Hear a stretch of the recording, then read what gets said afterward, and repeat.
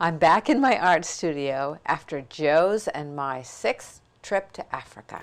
This time we went to the southern African country of Namibia to hunt for the white or square-lipped rhinoceros. Our tracker and guide, Kapona Jasea, is an expert on rhinos. He spent the last 3 years working in the Etosha National Park with the Namibian anti-poaching police force. Kapona has spent so many days with a rhinoceros that they recognize him. He always carries a rifle with him when he's on foot, but don't worry, he's never had to use it. Joe and I got to go with Kapona and our friend Martin Benatti on foot on a very special hunt for a family of rhinoceros. We drove out into the desert bush just outside the Etosha Park in the thorn bush to try to find what we were looking for. Finally, Kapona stopped the Land Rover and got out. We were about to start our adventure. Just you know how little boys are, Martin. They're just the first thing they're going to focus on is, are you going to shoot the rhino? Yeah. Gleefully. Are you going to shoot the rhino? Because little boys love guns. They just do. Are you seeing his footprints? Yeah. That's it. Okay. See when the grass over there is going.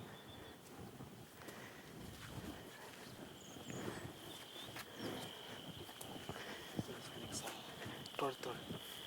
Oh, he just did this? Scratching, yeah. Wow. That's how it's going. There they are.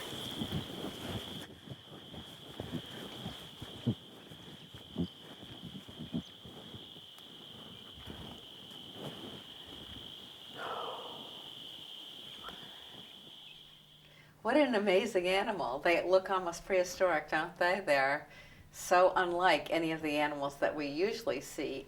Dogs, horses, cats. And I would like to draw one for you. I hope you can follow along. I'm going to start by making a few simple shapes with my marker. And the marker the camera can pick up. And once I've made those shapes, then I'm going to turn the page and do the more of the realistic rhino. But this, I think, might help you get started.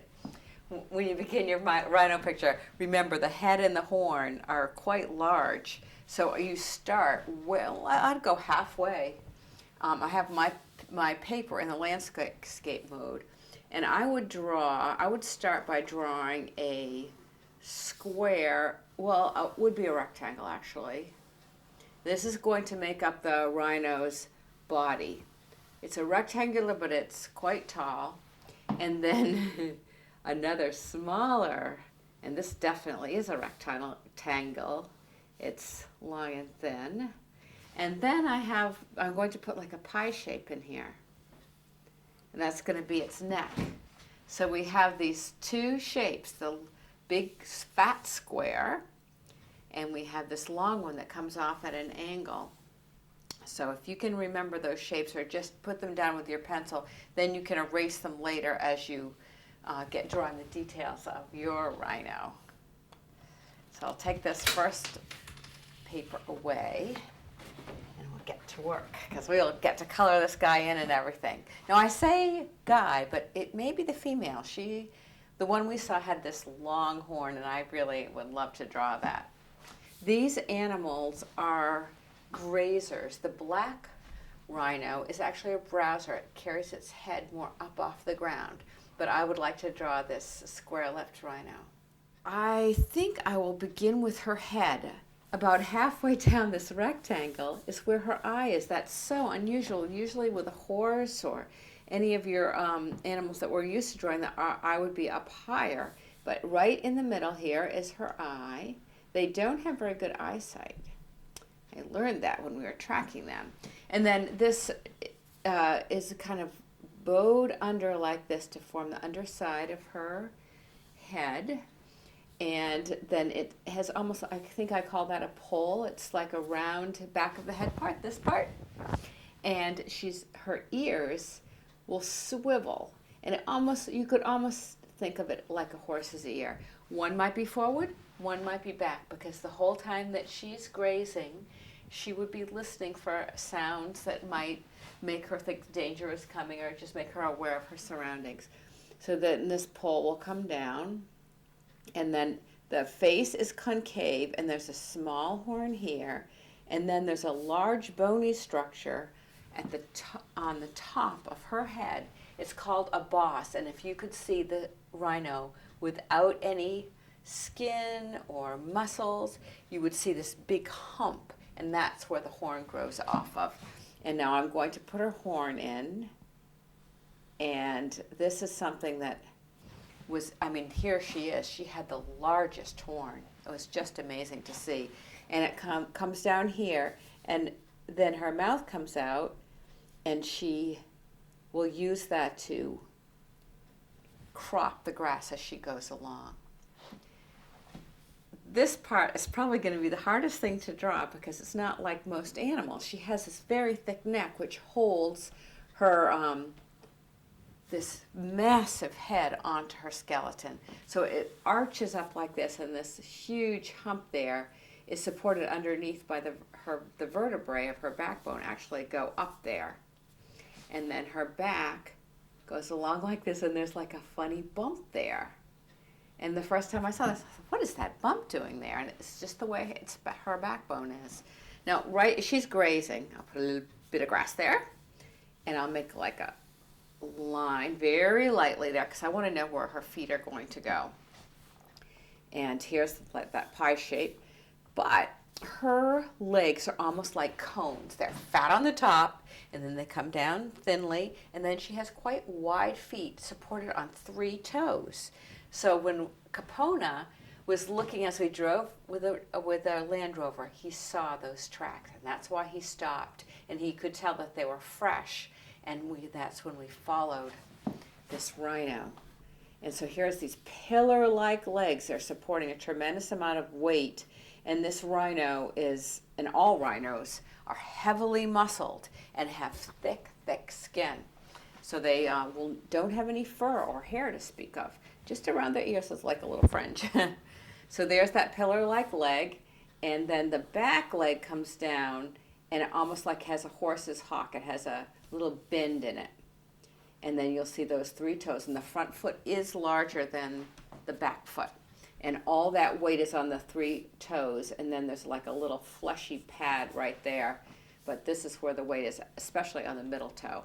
And this is a kind of unusual creature. We don't have very many 3-toed land animals that are formed with that construction. And then quite a large belly. And then this leg will come up.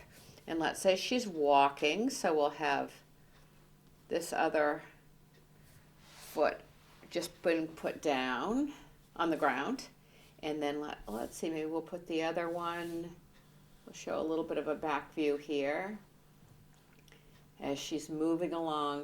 And it looks like she's moving slowly, but it's amazing how quickly this animal covers ground. And then this long tail that she uses to swat flies, and it's like a little piece of rope.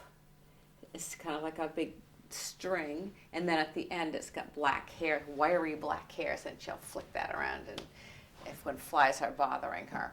And then the skin, I know you'll find this fun to draw because I loved looking at it, but it's often the color of the mud or the sand that is around there, and then when she gets it wet and she rolls in it, and that kind of protects her from insects and things.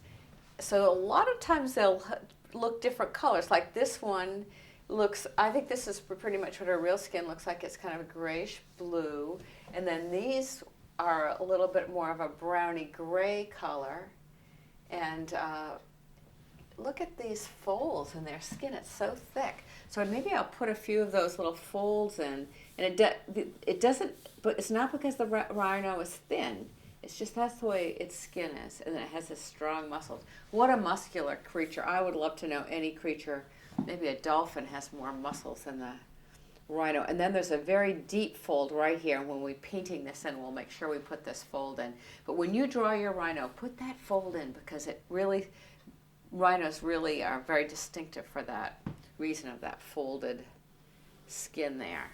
And then there's a little big muscle there and some more folds. And let's pay some attention to her eye, because even though that rhinos have very weak eyes, they're unusual because they have folds all around them, and it kind of gives them character when you draw it in.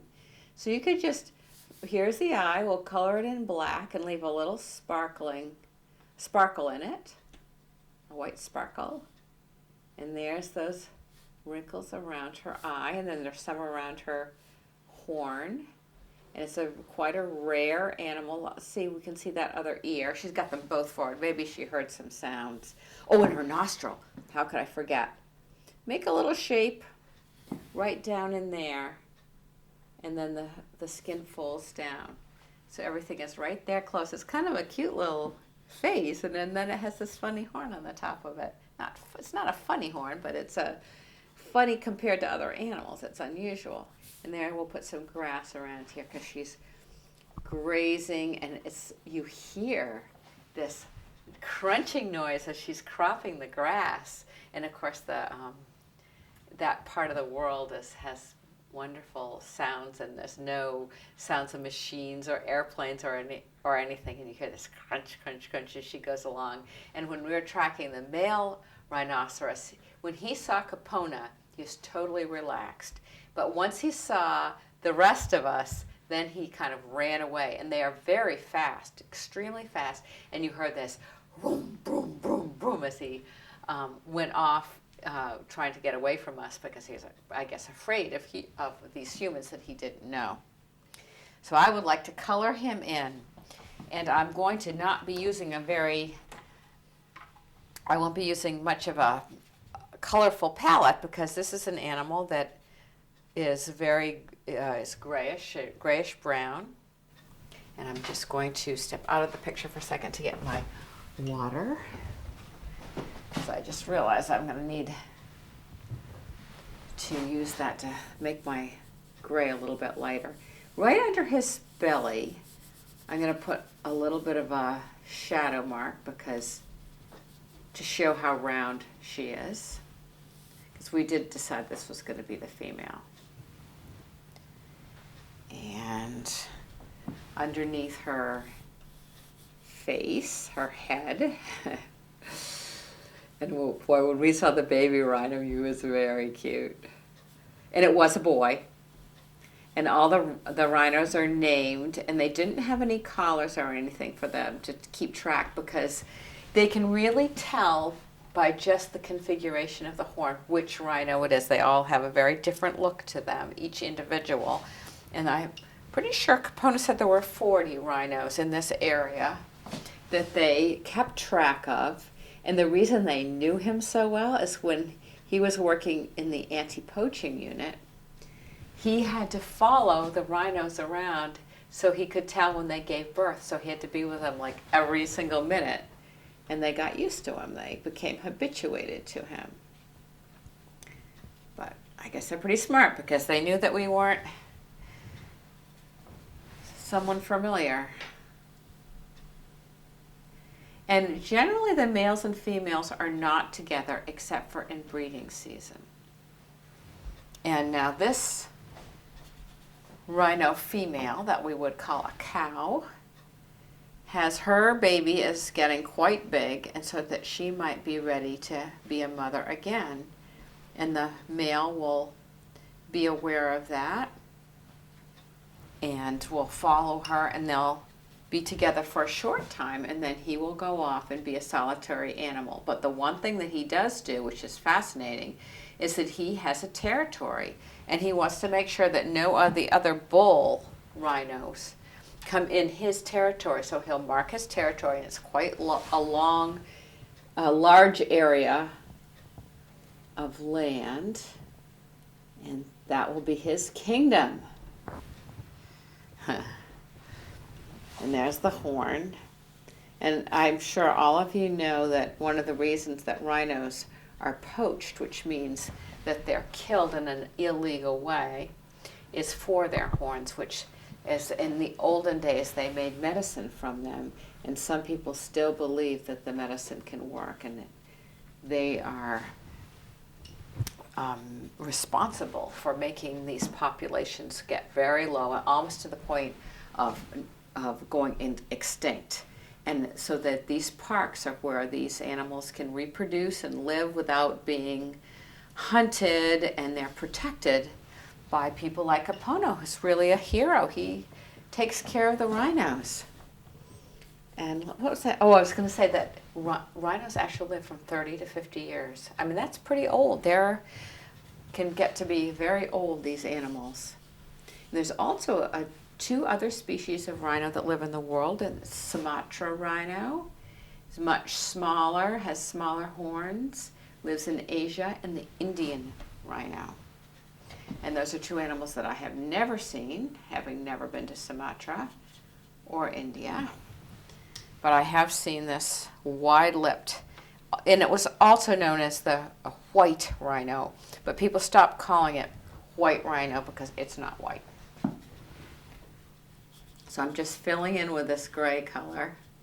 And this is where you can really have fun learning how to contour your animal that you've made and making them look round, and because you don't have to fool with a lot of colors, spots, stripes, any of the things that I've drawn in in the other drawings I've done for the website on how to draw a zebra, how to draw a guinea fowl. It's just this beautiful gray. And this is my biggest surprise about going to Africa and seeing these rhinos, was you think that you could just see them from miles away because they're so huge. I mean, I would probably stand up, I'd be maybe to there on it. And they just blend in, and they get behind a big round bush and you don't see them, so you can come up and suddenly find one. But we were mostly in the vehicle, and then we just got out to track this one. So I'm just talking as I fill this in because I want you to have the idea of what the picture will look like. And if I was in my studio, this would be hours and hours of just doing all this detailed work and getting it just right so there wouldn't be any marks on it. Oops, here we go.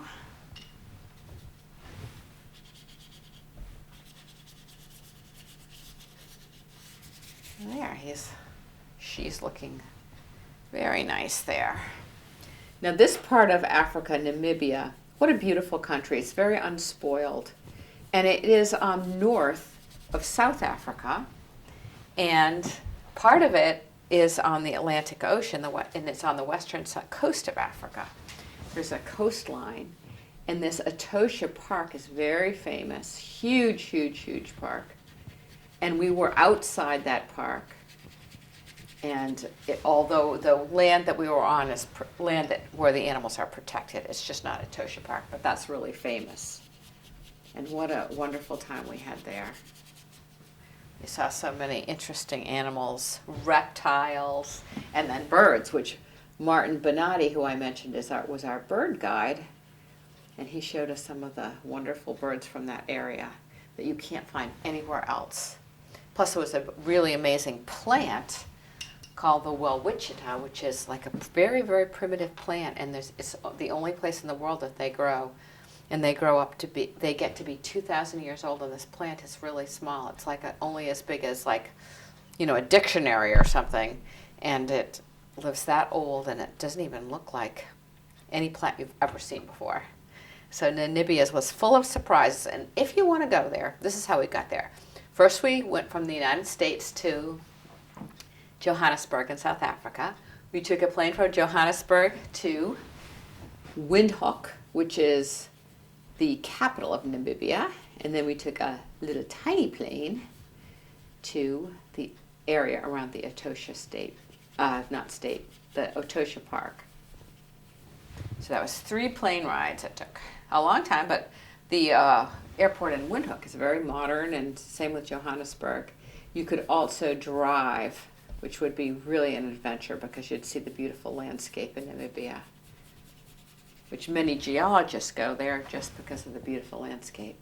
So there's the grass that the square-lipped rhino is grazing on. And remember, the black rhino would be browsing. Its head would be up, and it would be browsing. And with the square-lipped rhino, the baby always follows the mother. You can see right there, she's following the mother. See, if you look at her huge horn. And if it was a black rhino, the baby always goes first and the mother follows. No, I wouldn't say always, that would be too strong. I would say that's generally the way they do it. So now I'm going to work a little bit on the shading. I'm almost done.